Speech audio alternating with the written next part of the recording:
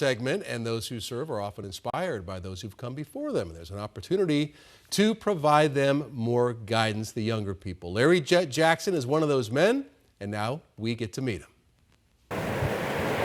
Many pilots have flown in and out of Luke Air Force Base in its 80-year history. We got jet engines, and we got two of them. Lieutenant Colonel Larry Jet Jackson was one of them. As a kid, I wanted to be an astronaut. And in order to be an astronaut at those times, in the 60s when I was growing up, you had to be a Navy pilot or an Air Force pilot. Growing up on the south side of Chicago during the 1960s, becoming a pilot seemed like an impossible dream. But his high school teacher, Cornelius Coffey, introduced him to the historic Tuskegee Airmen.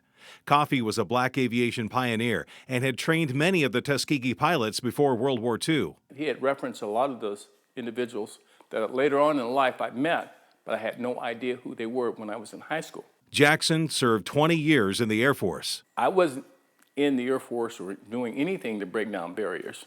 I was there to go as far as my God-given talents would take me. And the Air Force gave me that opportunity. How many rounds do you have? 6,000 rounds per minute. 12 News was there in 1991 when Jackson flew Dr. Lincoln Ragsdale, a Tuskegee Airman and Phoenix civil rights leader, in an F-15 jet.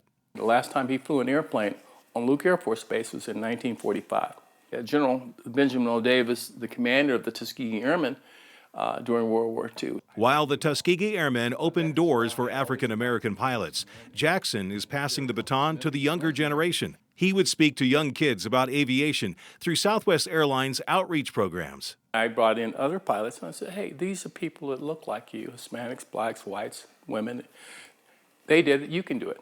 He's also the director of the ACE Academy, which introduces kids to the world of aviation. Like those before him, Jackson is inspiring the younger generation. It's a proud moment for all of us that can get out there and get in the community and put our hands to work in projects and passions that we have.